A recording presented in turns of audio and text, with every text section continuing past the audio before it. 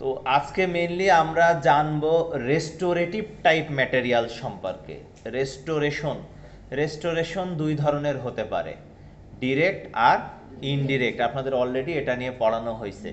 Indirect কোনগুলো মনে আছে কি? ক্রাউন, ব্রিজ, ইনলে, অনলে, এগুলো হচ্ছে ইনডিরেক্ট। আর ডিরেক্টের ভিতরে আছে ওয়াল কাইন্ড অফ ফিলিং। কম্পোজিট হতে পারে, অ্যামালগাম হতে পারে, কোনো সিমেন্টের মাধ্যমে হতে পারে। আমি কি ঠিক বললাম না ভুল বললাম? জানি না, ঠিক হইতে পারে ভুল হইতে পারে। তো দেখেন আমাদের এখানে আজকে আমরা যেগুলো পড়বো সেগুলো রেস্টোরেটিভ ম্যাটেরিয়াল। তো রেস্টোরেটিভ ম্যাটেরিয়াল মিক্সিংয়ের আলাদা আলাদা নিয়ম আছে। প্রত্যেকটা রেস্টোরেটিভ ম্যাটেরিয়ালের আলাদা আলাদা মিক্সিং টেকনিক আছে। এই দুইটা জিনিস যদি আমরা আগে দেখি, এটা হচ্ছে জিঙ্ক অক্সাইড পাউডার। এটার মধ্যে সাদা কালারের জিঙ্ক অক্সাইড পাউডার আছে। আর এটা হচ্ছে ইউজেনল। ইউজেনল, বুঝতে পেরেছেন? তার মানে আমরা কি বুঝতে পারতেছি, একটা পাউডার এবং একটা লিকুইড দুইটা যখন কম্বাইন্ড আসবে তখন একটা সিমেন্ট তৈরি হবে, যে সিমেন্টের নাম জিঙ্ক অক্সাইড ইউজেনল সিমেন্ট। এটা মেইনলি একটা টেম্পোরারি সিমেন্ট। এটা আপনাদের প্র্যাকটিক্যাল হিসেবে পরীক্ষাতে দেওয়া হয়, বলা হয় তোমরা zinc oxide eugenol cement mixing করে আমাদেরকে দেখাও, এবং এই প্র্যাকটিক্যাল পরবর্তীতে আমি আপনাদেরকে দেখাবো ইনশাল্লাহ। তাহলে বোঝা গেছে একটা জিঙ্ক অক্সাইড ইউজেনল সিমেন্টে দুই ধরনের পার্টিকেলস থাকে। একটা হচ্ছে লিকুইড, যেটার ভিতরে থাকতেছে জিঙ্ক অক্সাইড, আর আরেকটা থাকতেছে ইউজেনল। ঠিক আছে, ইউজেনল। এখন কথা হচ্ছে ইউজেনল আপনি কিভাবে চিনবেন সেটা সম্পর্কে আগে আপনাকে একটা নলেজ নিতে হবে। সাধারণত ইউজেনলের মুখটা যদি আমরা খুলি, একটু দূর থেকে যদি আমরা স্মেল নিই, ক্লোভ অয়েলের একটা স্মেল পাওয়া যায়। ক্লোভ অয়েলের একটা স্মেল পাওয়া যায়, মিষ্টি গন্ধ, মিষ্টি ঝাঁঝালো গন্ধ, এক্স্যাক্টলি। তো এটা থেকে আমরা বুঝতে পারি ইউজেনল। অনেক সময় ভাইভাতে কোশ্চেন করা হয় কিভাবে তুমি ইউজেনল এবং মনোমার ডিফারেন্সিয়েট করবে। যদি দুইটাই অ্যাম্বার কালার বোতলে রাখা হয়, তাহলে ইউজেনল দেখতেও এই কালার মনে হবে, মনোমার দেখতেও এই কালার মনে হবে। সেক্ষেত্রে আমরা কি বলি, আমরা বাইরে বের করে নিয়ে প্রথমে কালার দেখব। একটা ওয়াটার কালার মানে ট্রান্সপারেন্ট, আর একটা এটা কি কালার, যে কালারই হোক, ব্রাউন কালার আর কি, রেডিশ না ব্রাউন ধরলাম। আরেকটা হচ্ছে এটাতে মিষ্টি ঝাঁঝালো গন্ধ, আর মনোমারে হচ্ছে ঝাঁঝালো গন্ধ, যেটা ল্যাক্রিমাল সিক্রেশন করে, মানে চোখ দিয়ে বা নাক দিয়ে পানি আসবে। ক্লিয়ার? এখন কথা হচ্ছে এই যে cement, zinc oxide eugenol cement, এই সিমেন্ট আমরা কোথায় মিক্সিং করব? আমরা মিক্সিং করব গ্লাস স্ল্যাব এবং মেটাল স্প্যাচুলার মাধ্যমে। গ্লাস স্ল্যাব এবং মেটাল স্প্যাচুলার মাধ্যমে কতটুকু রেশিও মেনটেন করব? সাধারণত জিঙ্ক অক্সাইড ইউজেনল এই সিমেন্টের ক্ষেত্রে রেশিওর কথা ওইভাবে মেনশন করা নাই, যার কারণে এর সাথে কোনো চামচও দেওয়া হয় না। গ্লাস আইনোমারে কিন্তু এরকম ছোট্ট একটা স্পুন দেওয়া হয়, কিন্তু এই সিমেন্টের ক্ষেত্রে দেওয়া হয় না। এর পিছনে একটা ব্যাখ্যা বলি। আমরা যখন এই সিমেন্ট মিক্সিং করি, আমরা পাউডার এবং লিকুইড নেওয়ার পরে সিমেন্টটা মিক্সিং শেষে পেপারের মধ্যে নিয়ে ওই সিমেন্টটাকে একটু চাপ দিই, যাতে এক্সেস ইউজেনল পেপার সোক করে নেয়। এক্সেস ইউজেনল পেপার সোক করে নেয়, কারণ এক্সেস ইউজেনল থাকলে এটা আবার পাল্প টিস্যুকে ইরিটেট করবে।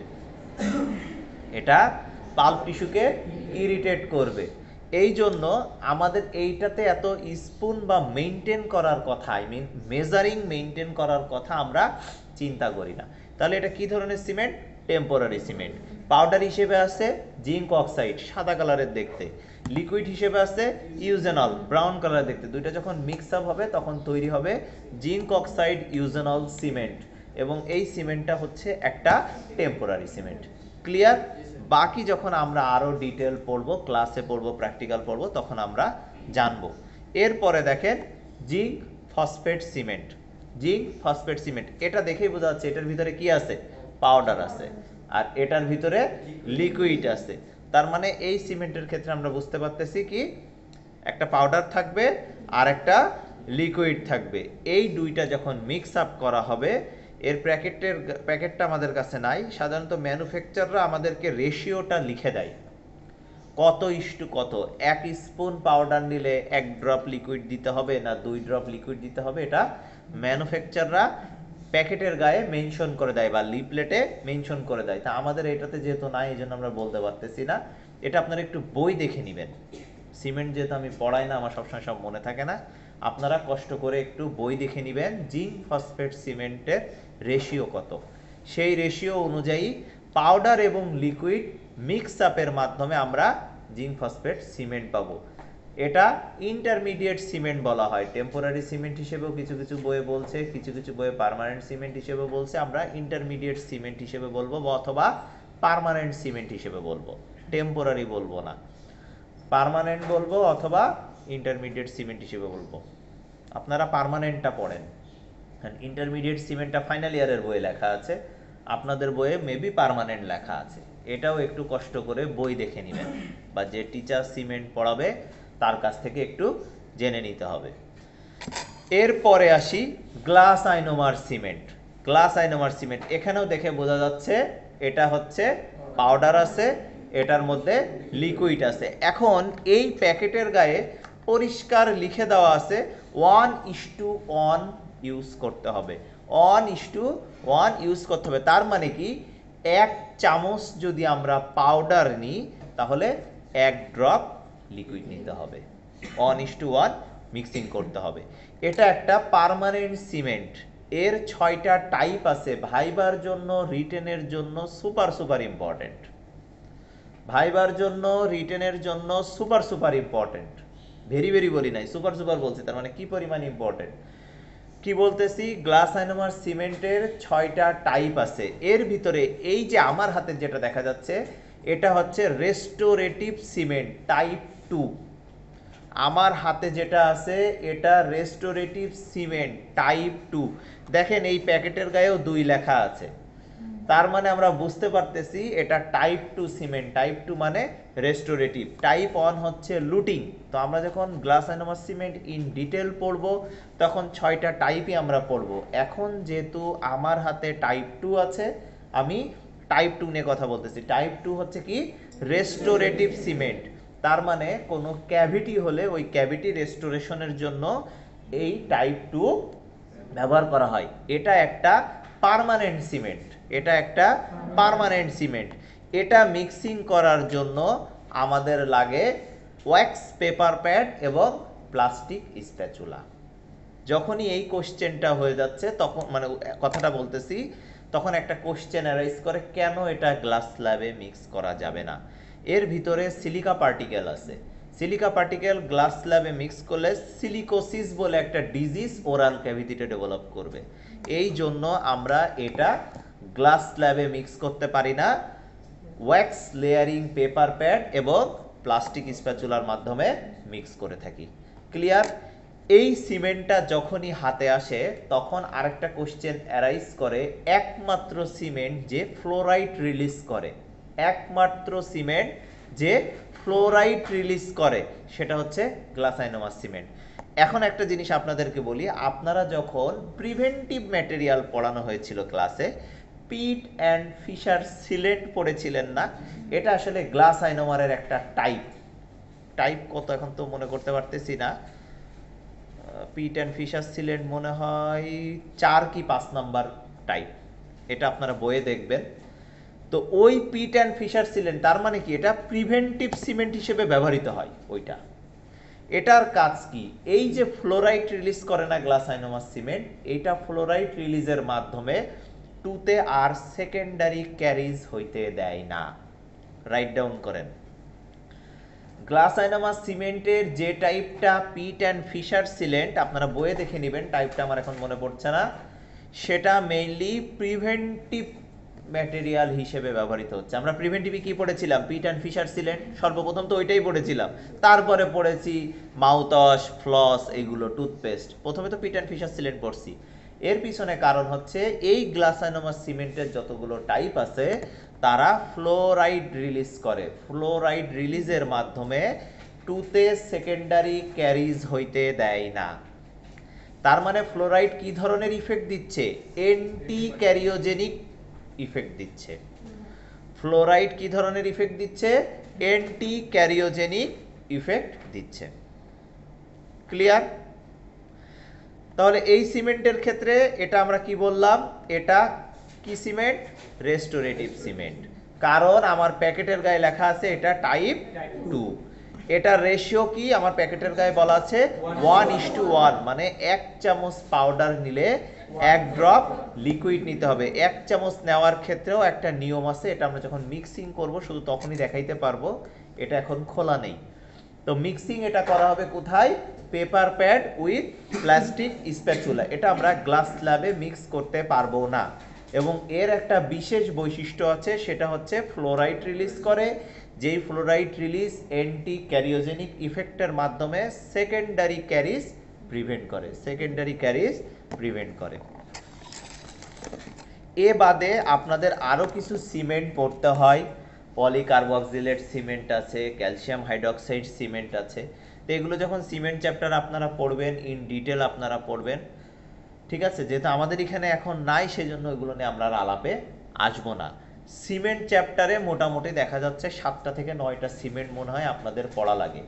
তো সিমেন্ট চ্যাপ্টার যখন আপনারা পড়বেন, পড়ার টেকনিকটা বলে দিই, কোনটা টেম্পোরারি সিমেন্ট, কোনটা পার্মানেন্ট সিমেন্ট, কোনটা ফ্লোরাইড রিলিজ করে, তারপরে কোনটা লুটিং সিমেন্ট, কোনটা অ্যাসিড বেস সিমেন্ট, আর কি টাইপ আছে, আর বাকি টাইপ নেই। মেনলি এইভাবে ভাগ ভাগ করে পড়বেন, কারণ এটা এমসিকিউ এবং ভাইবার জন্য খুব বেশি উপকারে আসবে। এরপরে প্রত্যেকটা সিমেন্টের সেটিং রিঅ্যাকশন জানতে হবে, প্রত্যেকটা সিমেন্টের ইউজ জানতে হবে, আই মিন ফাংশন জানতে হবে। ক্লিয়ার? এভাবে সিমেন্ট পড়লে সিমেন্ট চ্যাপ্টার কঠিন লাগবে না। এরপরে দেখেন আপনাদেরকে একটা মেটালিক রেস্টোরেশন দেখাবো। মেটালিক রেস্টোরেশন আমরা যখন টার্মিনোলজি পড়েছিলাম, আপনাদের মনে আছে আমি 2 ধরনের মেটালিক রেস্টোরেশন দেখিয়েছিলাম, একটা হচ্ছে অ্যামালগাম রেস্টোরেশন আর একটা হচ্ছে গোল্ড রেস্টোরেশন। মনে আছে কি না? Amalgam restoration, gold restoration. আমাদের পাইনিয়ার ডেন্টাল কলেজে গোল্ড রেস্টোরেশন নাই, থাকলে চুরি হয়ে যাবে, এই জন্য মনে হয় নাই। যাই হোক, এটা হচ্ছে অ্যামালগাম রেস্টোরেশনের ম্যাটেরিয়াল। এটার ভিতরে পাউডার আছে, এটার ভিতরে পাউডার আছে, সেটা হচ্ছে অ্যামালগাম অ্যালয়। 4টা প্রোডাক্টের মাধ্যমে এটা তৈরি হয়, copper, zinc, mercury, copper, zinc, tin, আরেকটা ভুলে গেছি, আপনারা বই একটু দেখে নিয়েন। 4টা মেটালের মাধ্যমে অ্যামালগাম অ্যালয় তৈরি হয়। আর এইটার ভিতরে থাকে মার্কারি। মার্কারি একমাত্র মেটাল যেটা কোন ফর্মে থাকে, লিকুইড ফর্মে থাকে। এইটার ভিতরে থাকে মার্কারি। এই অ্যামালগাম অ্যালয়ের সাথে যখন মার্কারি মিক্স করা হয়, তখন সেটা অ্যামালগাম রেস্টোরেশন ফর্ম করে। এখন অ্যামালগাম মিক্সিং এর ক্ষেত্রে আলাদা ইনস্ট্রুমেন্ট আছে, এটার নাম হচ্ছে মর্টার আর এটার নাম হচ্ছে প্যাস্টেল। এটার ভিতরে আমরা অ্যামালগাম অ্যালয় এবং মার্কারি নিয়ে 2 ভাবে মিক্স করা যায়, একটা হচ্ছে পেইন গ্রিপ আর একটা হচ্ছে থাম গ্রিপ। অ্যামালগাম জামিল আনসারী আকাশ স্যার পড়াবেন, উনি আরো ডিটেল পড়াবেন। নিয়ে দেখেছেন মিক্সিং, থাম গ্রিপ, এই তো ভেরি গুড, থাম গ্রিপ। হ্যাঁ, এইভাবে মিক্সিং করা হয় এবং ওরাল ক্যাভিটিতে অ্যামালগাম দেওয়া হয় অ্যামালগাম গান দিয়ে। এটার নাম হচ্ছে অ্যামালগাম গান। এটা লোডিং করার সিস্টেম হচ্ছে, এখানে যে অ্যামালগামটা মিক্সিং হবে ওইটাকে এইভাবে চাপ দিয়ে দিয়ে এই গানের মধ্যে ঢুকানো হবে। ক্যাভিটিতে দেওয়ার সময় এই যে চাপ দিলে দেখেন মাথা বের হয়ে আসলো, খেয়াল করতে পারছেন কিনা? খুব ছোট্ট, এই যে ভিতরে কিছু নাই, যখন শেষ মাথা পর্যন্ত যায় তখন চাপ দিলে এই যে বের হয়ে আসলো।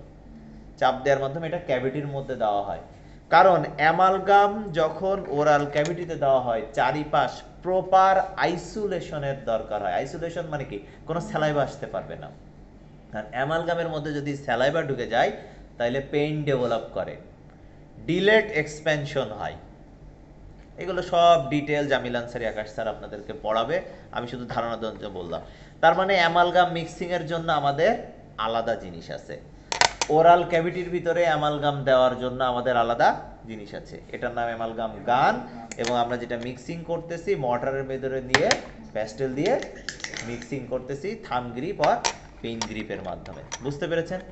অ্যামালগাম মিক্সিং এর পরে সাথে সাথে গানে লোড করা হয় না, কারণ excess mercury is harmful to health.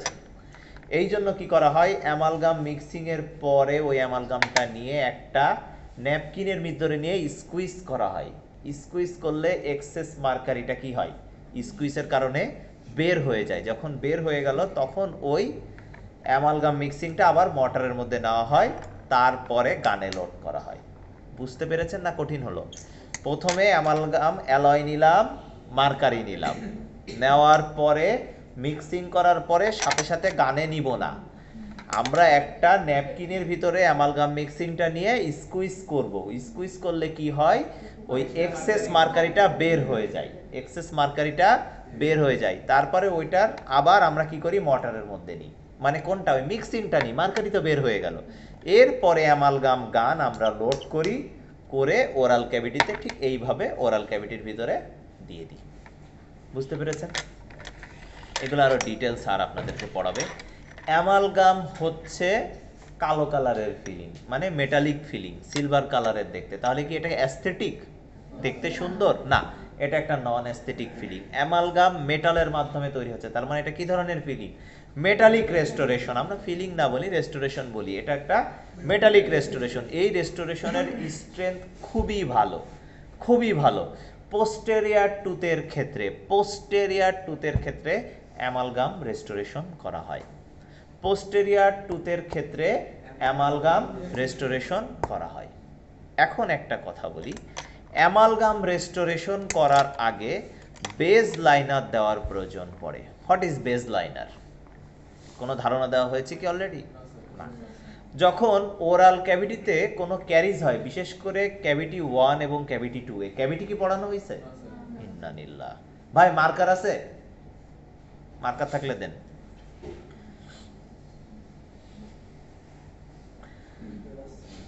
কালি পড়ে? ও আচ্ছা, দেখেন একটা জিনিস খেয়াল করেন, ধরেন এটা একটা ওরাল ক্যাভিটি। এই ওরাল ক্যাভিটির ভিতরে একটা ক্যারিজ হলো, এই ক্যারিজটাকে বলে ক্লাস 1 ক্যাভিটি। অক্লুসাল সারফেসে যখন কোনো ক্যারিজ হয় তখন সেটাকে বলা হয় ক্লাস 1 ক্যাভিটি। তো এই জায়গাটায় কি আছে, আমাদের পালস চেম্বার আছে না? হ্যাঁ, অবশ্যই পালস চেম্বার আছে। তো পোস্টেরিয়ারে যদি ক্লাস 1 ক্যাভিটি হয়, মানে অক্লুসাল সারফেসের উপরে ক্যাভিটি হয়, সেখানে যদি অ্যামালগাম রেস্টোরেশন দেওয়ার দরকার হয়, তখন এই নিচের পোরশনে বেস দিতে হয় এবং বডিতে লাইনার দিতে হয়। নিচের পোরশনে বেস দিতে হয়, আমি বি লিখে দিলাম, নিচের পোরশনে বি, আর বডিতে দিতে হয় লাইনার। কেন? গ্লাসনোমা সিমেন্টের প্রয়োজন হয় না, এখানে প্রয়োজন হয়। বিশেষ করে লাইনার না দিলেও বেজ অবশ্যই দিতে হয়। অ্যামালগাম কি ধরনের রেস্টোরেশন? Metallic restoration. তার মানে কি ঠান্ডা গরম খাইলে কি তার পরিবাহিতা আছে, থার্মাল কন্ডাক্টিভিটি আছে। এখন আপনি এখানে ধরেন গরম কোনো কিছু কামড় দিলেন বা ঠান্ডা আইসক্রিম কামড় দিলেন, অ্যামালগাম কি করবে, সাথে সাথে ঠান্ডা গরম নিয়ে আসবে। এর পাশে কি আছে, পাল্প। তাহলে কি পাল্প ইরিটেট হচ্ছে না? ইরিটেট হচ্ছে। তো এই জন্য অ্যামালগাম রেস্টোরেশনের সময় বা কোনো মেটালিক রেস্টোরেশনের সময় আমরা ক্যাভিটিতে আগে বেস দিই। বেস কোনটা দিয়ে দেব? গ্লাসনোমা সিমেন্ট টাইপ 3 বেস এবং লাইনার হিসেবে ব্যবহৃত হয়। গ্লাসনোমা সিমেন্ট টাইপ 3। তারপরে আপনারা টাইপগুলো একটু দেখবেন, আমার ভুল হতে পারে।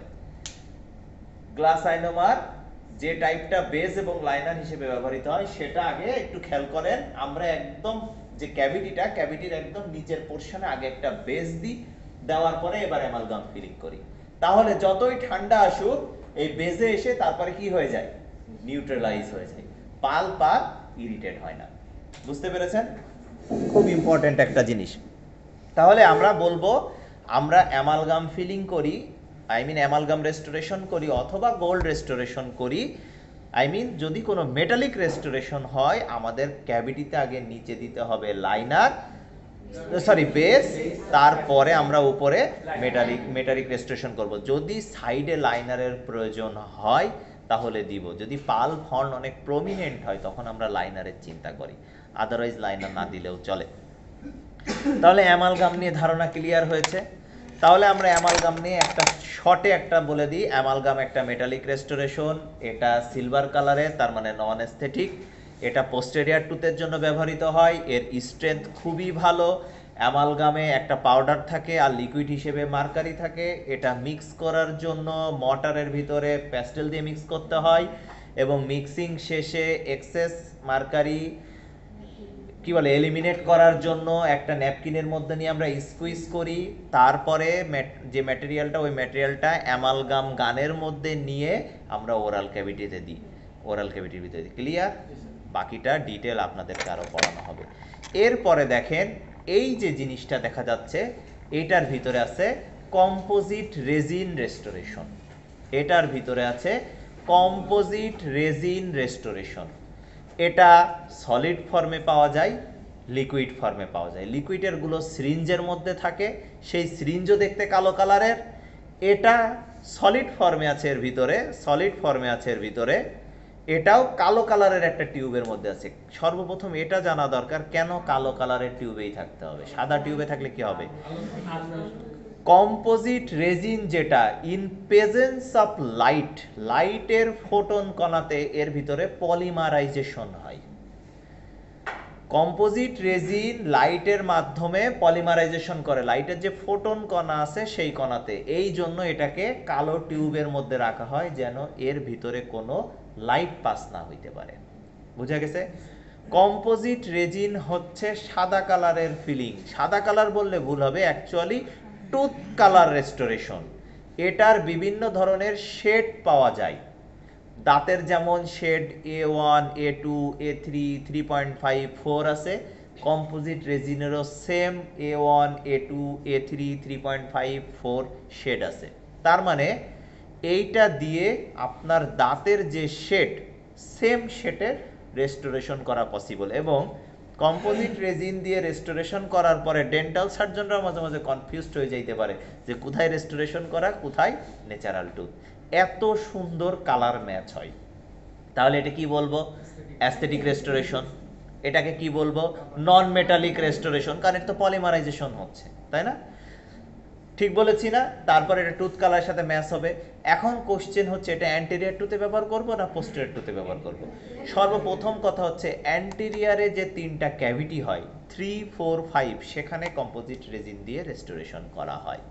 তবে কম্পোজিট রেজিনের প্যাকেবল দিয়ে, কম্পোজিট রেজিনের প্যাকেবল মানে যেটা শক্ত, এটাকে প্যাকেবল বলে, এই যে এইটা প্যাকেবল দিয়ে class 1, class 2 I mean posterior টুথেরও রেস্টোরেশন করা যায়, রেস্টোরেশন করা যায়। মেইনলি আমরা প্রিফার করতেছি কি 3, 4, 5, কিন্তু আমরা যদি চাই তাহলে প্যাকেবল দিয়ে ইজিলি 1 এবং 2 আই মিন পোস্টেরিয়রের যে ক্যাভিটি আছে সেগুলো রেস্টোরেশন করা যাবে। এখন বলি এই ক্যাভিটি রেস্টোরেশন এই ম্যাটেরিয়াল দিয়ে করার জন্য আগে কিছু প্রসিডিউর মেনটেন করতে হয়, কিছু প্রসিডিউর মেনটেন করতে হয়। তার ভিতরে একটা হচ্ছে ইচিং।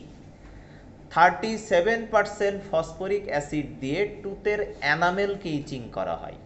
37% ফসফরিক অ্যাসিড দিয়ে টুথের এনামেলকে ইচিং করা হয়। একবারও কিন্তু ডেন্টিনের নাম বলি নাই, অনলি এনামেল ইচিং করা হয়, যার কারণে এই ইচিংকে সিলেক্টিভ ইচিং বলা হয়।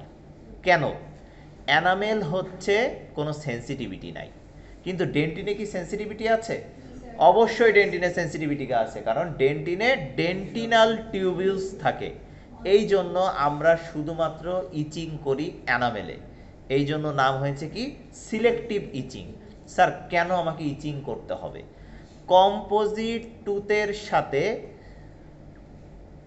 মাইক্রো মেকানিক্যাল বন্ড করে, কম্পোজিট টুথের সাথে মাইক্রো মেকানিক্যাল বন্ড করে, বুঝতে পেরেছেন? তার মানে কি ছোট ছোট ছিদ্রের ভিতরে কম্পোজিট ঢুকে যেয়ে ওখানে লক হয়ে যায়, লক হয়ে বন্ডিং ডেভেলপ করে। তাহলে এনামেলের গায়ে তো কোনো ছিদ্র নাই, ডেন্টিনের গায়ে কি ছিদ্র আছে? আছে, ডেন্টিনাল টিউবিউলসের ছিদ্র আছে। এনামেলের গায়ে আমার ছিদ্র তৈরি করতে হবে না, এই 37% ফসফরিক অ্যাসিড যখন দেওয়া হয় তখন এনামেলের গায়ে ছোট ছোট ছোট ছোট পোরাস তৈরি হয়, ছিদ্র তৈরি হয়। এই ছিদ্রর ভিতরে কম্পোজিট ম্যাটেরিয়াল ঢুকে যে কি করে, মাইক্রো মেকানিক্যাল বন্ড করে। এই বন্ডে হেল্প করে আরেকটা জিনিস, সেটা হচ্ছে বন্ডিং ম্যাটেরিয়াল। তার মানে ইচিং করার পরে পানি দিয়ে ওয়াশ করতে হয়, তারপরে টুথের গায়ে বন্ডিং ম্যাটেরিয়াল দিতে হয়, দিয়ে তারপরে কম্পোজিট দিয়ে ওটাকে লাইটের মাধ্যমে কিউরিং করতে হয়। বুঝতে পেরেছেন? আমরা আরো ডিটেল কম্পোজিট আমি পড়াই, আমি যখন পড়াবো তখন আপনারা আরো ডিটেল জানতে পারবেন। তাহলে দেখেন নতুন একটা টার্ম আসলো, কোন ধরনের রেস্টোরেশন দাঁতের সাথে কিভাবে বন্ড করে। আসলো না? নতুন একটা জিনিস আসলো না? কম্পোজিট দাঁতের সাথে বন্ড করবে মাইক্রোমেকানিক্যালি, অ্যামালগাম দাঁতের সাথে বন্ড করবে মেকানিক্যালি। এখন মেকানিক্যালি বন্ড করার জন্য দাঁতের গায়ে আমরা কি করি, গ্রুপ তৈরি করি। দাঁতের গায়ে আমরা বক্স তৈরি করি, গ্রুপ তৈরি করি। কিভাবে আমি একটু ছবিতে আপনাদেরকে দেখাই। ধরেন এটা একটা ক্যাভিটি, এই ক্যাভিটির ভিতরে আমি অ্যামালগাম রেস্টোরেশন করব। এই ক্যাভিটির ভিতরে আমি অ্যামালগাম রেস্টোরেশন করব। আমরা কি করি, এরকম একটা স্ট্রেট বক্স করি, নিচের দিকে সেরকম গ্রুপ বানাই। স্ট্রেট বক্স করি, নিচের দিকে সেটা গ্রুপ বানাই, এভাবে কানেক্ট করি। এখন একটা জিনিস বলেন, যখন স্ট্রেট বক্স করলাম, স্ট্রেট জিনিসের গায়ে কি ফ্রিকশনের কারণে একটা মেকানিক্যাল লক হবে না? ফ্রিকশন হয়তো, নাকি হয় না? আর এই যে ভিতরে গ্রুপ তৈরি করে দিয়েছি, তাহলে গ্রুপেও অ্যামালগাম লক হবে। অ্যামালগাম অ্যাকচুয়ালি ক্যাভিটির ভিতরে এইভাবে মেকানিক্যাল লক হয়। অনেক সময় আমরা আরো একটা কাজ করি, স্ট্রেট না করে ক্যাভিটির কার্ভ করি। এটাও কি লক হবে? অবশ্যই লক হবে। নিচের পোরশন তো বড়, উপরের পোরশন ছোট, নিচে থেকে তো বের হতে পারবে না। এইভাবে বিভিন্ন মাধ্যমে আমরা বিভিন্ন অ্যাঙ্গেল বা গ্রুপ তৈরি করে অ্যামালগামের মেকানিক্যাল লক করাই। কোথায়? টুথের সাথে। তাহলে অ্যামালগাম হলো দাঁতের সাথে কিভাবে মেকানিক্যাল লক করবে, মানে মেকানিক্যাল বন্ডিং করবে। এখন আসি গ্লাস আইনোমাস সিমেন্ট। এটা কিভাবে বন্ড করে? গ্লাস আইনোমাস সিমেন্ট টুথের সাথে কেমিক্যালি বন্ড করে। গ্লাস আইনোমাস সিমেন্ট টুথের সাথে কেমিক্যালি বন্ড করে। এই তিনটাই আপনাদের কাছে জানতে চাই, এই তিনটাই আপনারা মনে রাখেন, বাকিগুলো দরকার নেই।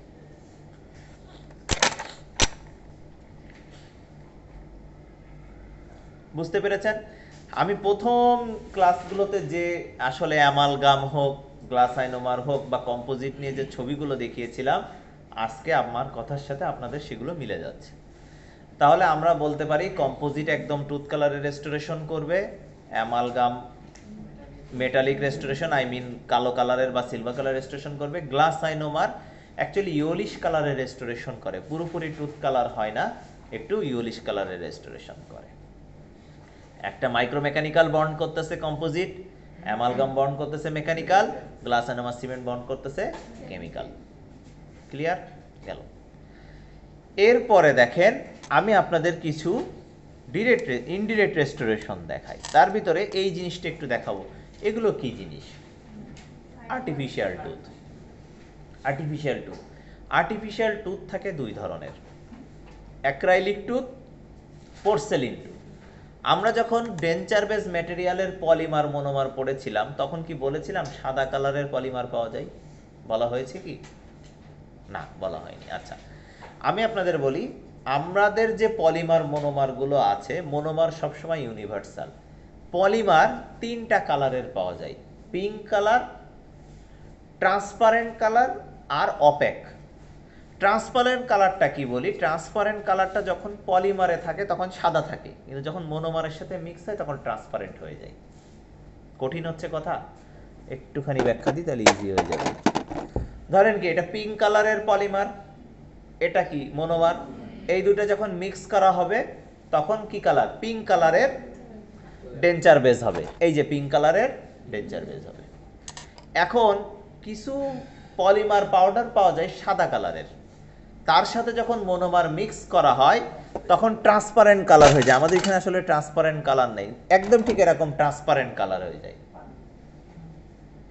এরকম ট্রান্সপারেন্ট কালার দিয়েও ডেঞ্চার বেস বানানো হয়। ডেঞ্চার বেস তো এখন ধারণা ঢুকছে আপনাদের, ডেঞ্চার বেস বানানো হয়। এই ডেঞ্চার বেসগুলো মেনলি অর্থোডন্টিক ট্রিটমেন্ট হয় না, মুখের আঁকা বাঁকা দাঁতের ট্রিটমেন্ট, ওই জায়গাতে ব্যবহৃত হয়। তারপরে হ্যাঁ, রিটেনারের সময় ব্যবহৃত হয়। ভেরি গুড, এই তো জানে দেখি। যখন অর্থোডন্টিক ট্রিটমেন্ট হয়, অর্থোডন্টিক ট্রিটমেন্টের রিটেনার বানানোর সময় ব্যবহৃত হয়। এ বাদে বাচ্চাদের মুখে যদি পেডোডন্টাল কোনো প্রস্থেসিস তৈরি করা হয়, বাচ্চাদের মুখে অনেক বাচ্চা জন্মগতভাবে হার্ট প্যালেট থাকে না, তখন ফিডিং প্রস্থেসিস করতে হয়, তো ওই জায়গাতে কি করা হয়, ওই ট্রান্সপারেন্ট কালার দিয়ে প্লেট বানানো হয়। বুঝতে পেরেছেন? তাহলে ওইটার ক্ষেত্রে পাউডার থাকে হোয়াইট কালার, লিকুইড থাকে মনোমারের যে ট্রান্সপারেন্ট কালার, দুটা মিক্স করলে কালার হয়ে যায় ট্রান্সপারেন্ট।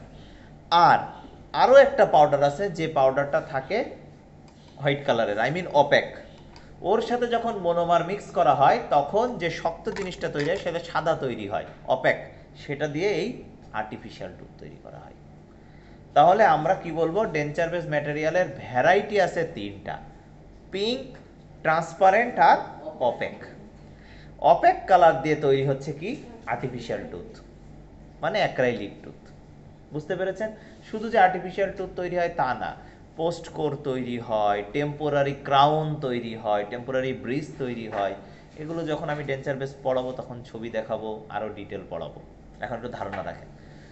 তার মানে আমরা বললাম ডেঞ্চার বেস ম্যাটেরিয়ালের অপেক ভ্যারাইটি দিয়ে তৈরি হচ্ছে কি আর্টিফিশিয়াল টুথ, এবং এই আর্টিফিশিয়ালটা টুথ হচ্ছে অ্যাক্রাইলিক টুথ।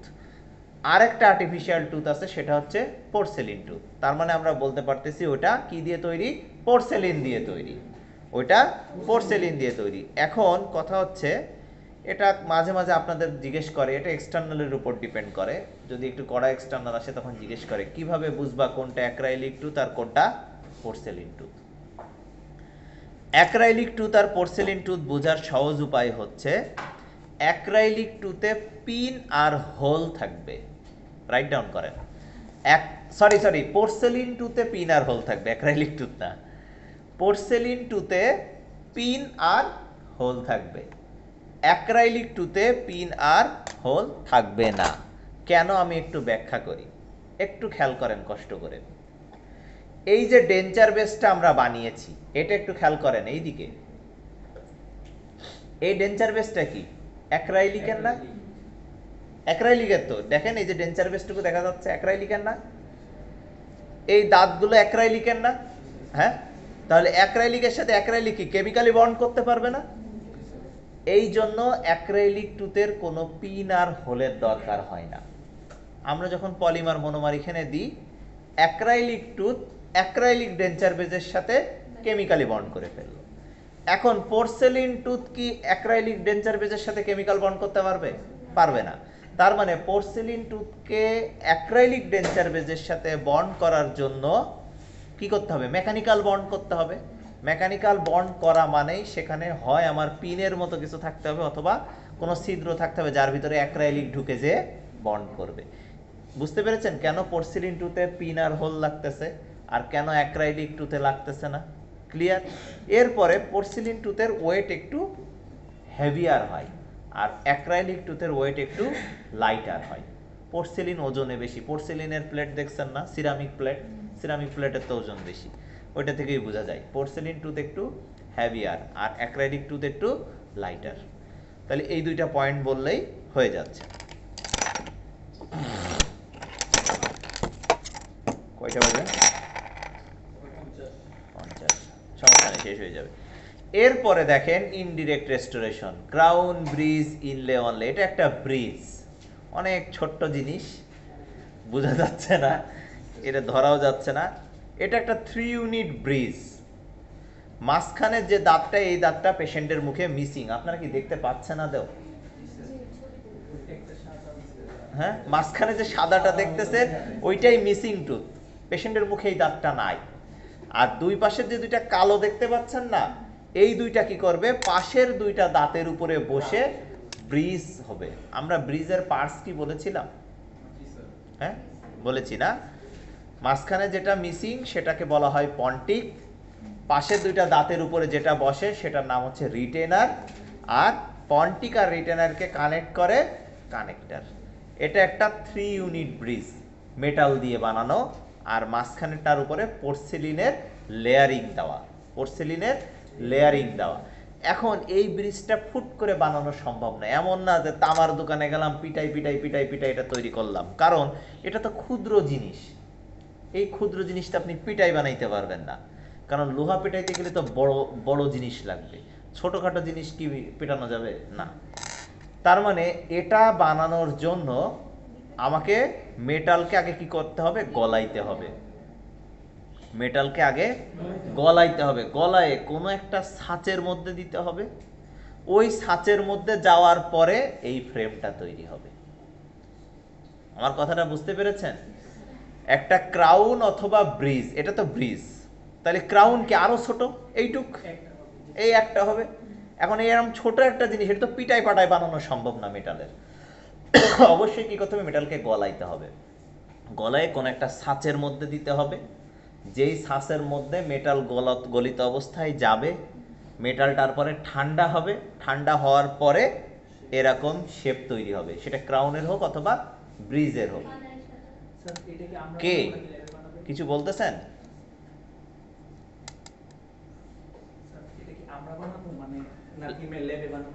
ল্যাবে আসলে আমরাই বানাবো। আমাদের দেশের ল্যাবে 8 পাসরা বানাচ্ছে, বাংলাদেশের ডাক্তাররা মূর্খ তাই, কিন্তু আমাদেরই বানানোর কথা, অস্থোডন্টিস্টরা বানাবে। এখন কথা হচ্ছে, এই জিনিসটা কি ইউনিভার্সাল শেপ? সবার মুখে সেম মাপ? প্রত্যেকের মুখে আলাদা আলাদা মাপ। তার মানে কি আমরা ইউনিভার্সাল কি কোনো সাজ বানানো পসিবল? প্রত্যেকের জন্য আলাদা আলাদা সাজ বানাইতে হবে। আমাদের ডেন্টালের ভাষায় এটাকে কি বলে? প্যাটার্ন, তাই না? তার মানে আমরা মুখে যে দাঁতের ক্রাউন বানাবো, ওই দাঁতটাকে আমাদের আগে কেটে টুথ প্রিপারেশন করতে হবে, মানে একটা শেপ আনতে হবে। ওই শেপের একটা ইমপ্রেশন নিতে হবে। ওই ইমপ্রেশন থেকে কি তৈরি হবে? একটা মডেল তৈরি হবে। ওই মডেলের উপরে আমরা ওয়্যাক্স প্যাটার্ন করব। আমি যখন আপনাদের ওয়্যাক্স পড়িয়েছি, আমি যতদূর সময় আপনাদের বলেছিলাম মেটাল রিলেটেড যে প্যাটার্নগুলো করা হয় সেগুলো কাস্টিং ওয়্যাক্সের মাধ্যমে করা হয়। মেটাল রিলেটেড যে প্যাটার্নগুলো করা হয় সেগুলো কাস্টিং ওয়্যাক্সের মধ্যে করা হয়। তো কাস্টিং ওয়্যাক্স দিয়ে প্রথমে এরকম একটা ব্রিজের প্যাটার্ন করা হয়েছে। সেই প্যাটার্নটা কি করা হয়েছে? এরকম একটা কাস্টিং রিং, এইটার নাম হচ্ছে কাস্টিং রিং। এরকম একটা কাস্টিং রিং এর মধ্যে বসানো হয়েছে। বসানোর পরে সাজ বানাইতে গেলে কি আশেপাশে তো কিছু দিয়ে ভরাট করতে হবে, শক্ত করতে হবে। এখন মাটি দিয়ে তো আর ভরাট করা যাবে না, কারণ এর টেম্পারেচার, একটা মেটালের টেম্পারেচার অ্যাবভ 1300 ডিগ্রি সেন্টিগ্রেড, 1300-র উপরে। মাটি পুড়ে কি হয়ে যাবে? ইট হয়ে যাবে। এই তো, ভেরি গুড। তার মানে আমাকে এমন জিনিস লাগবে যে জিনিসটা কি 1300 ডিগ্রির টেম্পারেচার পাওয়ার পরেও তার কোনো কিছু হবে না। সে কে? Investment material. এই যে সাদা জিনিসটা দেখা যাচ্ছে, এটার নাম হচ্ছে ইনভেস্টমেন্ট ম্যাটেরিয়াল। বুঝতে পেরেছেন?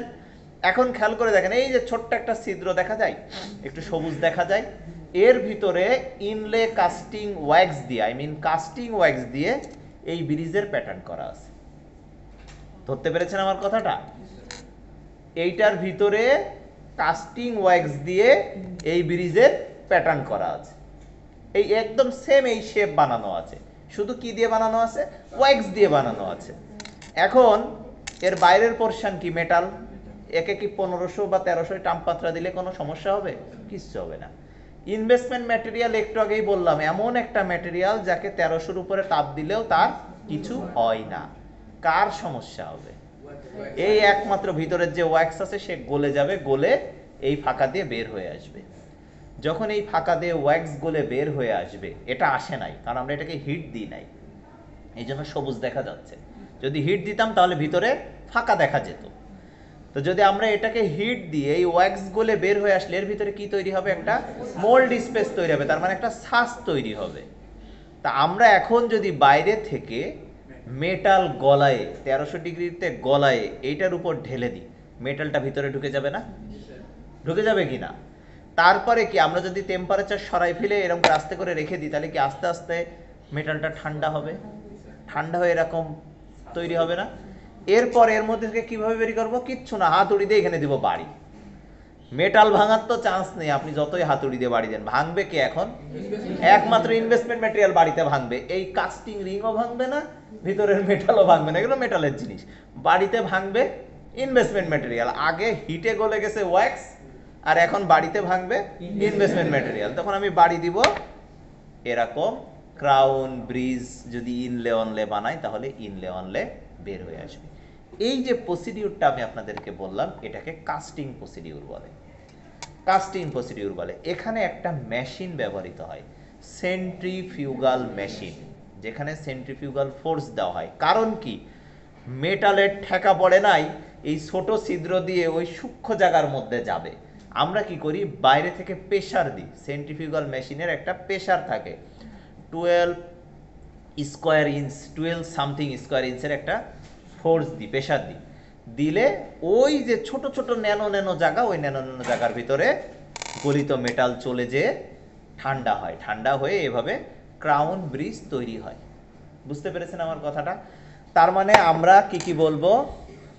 মেটালিক কোনো কিছু বানানোর জন্য ওয়্যাক্স প্যাটার্ন করতে হবে কাস্টিং ওয়্যাক্স দিয়ে। কাস্টিং ওয়্যাক্স দিয়ে প্যাটার্ন করার মাধ্যমে আমরা মেটালিক প্রস্থেসিস বানাইতে পারি। মানে কথা উল্টাই বললাম। এখন কোশ্চেন হচ্ছে কি কি মেটালিক প্রস্থেসিস বানাইতে পারি? Crown, bridge, inlay, onlay, cast partial denture. Cast partial denture মানে যে ডেঞ্চারে মেটাল থাকবে সেটা হচ্ছে কাস্ট পার্শিয়াল ডেঞ্চার, আর যে ডেঞ্চারে কোনো মেটাল থাকবে না সেটা নন মেটালিক ডেঞ্চার। বুঝতে পেরেছেন? তাহলে কাস্টিং ওয়্যাক্স দিয়ে প্যাটার্ন করে আমরা 5টা প্রস্থেসিস বানাইতে পারি: crown, bridge, inlay, onlay, cast partial denture. Clear? বুঝা গেছে? এবং এই প্রস্থেসিসগুলো বানানোর জন্য আমরা যে প্রসিডিউরটা করি সেটা হচ্ছে কাস্টিং প্রসিডিউর। সেটা হচ্ছে কাস্টিং প্রসিডিউর। একটা কাস্টিং প্রসিডিউর করার জন্য কাস্টিং রিং লাগতেছে। এই রিংয়ের গায়ে ভিতরের দিকে রিং লাইনার আছে, এটা দেখা যায় না যেহেতু ভিতরে। ইনভেস্টমেন্ট ম্যাটেরিয়াল লাগতেছে, সেন্ট্রিফিউগাল মেশিন লাগতেছে। ক্লিয়ার? কাস্টিং যখন আমরা পড়বো তখন আরো ইন ডিটেল আমরা পড়ব। বুঝতে পেরেছেন? তাহলে আমরা এটাকে কি বলতেছি? Indirect restoration. ইনডিরেক্ট রেস্টোরেশন বানানোর জন্য কি করতেছি? কাস্টিং প্রসিডিউর মেনটেন করতেছি। আর এইগুলো কি? নন মেটালিক ডেঞ্চার। এটা তো মেটাল নাই, এই ক্লাবসগুলো দেখার দরকার নেই, এগুলো আমরা কাস্টিং করিনি, এগুলো আলাদা বাইরে পাওয়া যায়। এই বডিটুকু দেখেন, এখানে কোনো মেটাল আছে? কোনো মেটাল নেই। তার মানে এটা কি? একটা নন মেটালিক প্রস্থেসিস। নন মেটালিক কোনো প্রস্থেসিস বানানোর জন্য আমাদেরকে কিউরিং করতে হয়। Write down. নন মেটালিক কোনো প্রস্থেসিস বানানোর জন্য আমাদেরকে কি করতে হয়? কিউরিং করতে হয়। CURING, curing. কিউরিং কিভাবে করা হয়? হিটের মাধ্যমে করা হয়।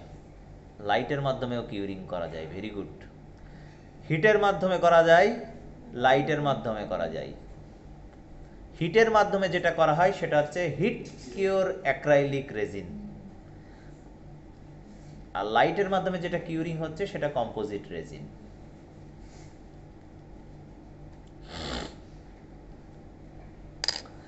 আপনাদের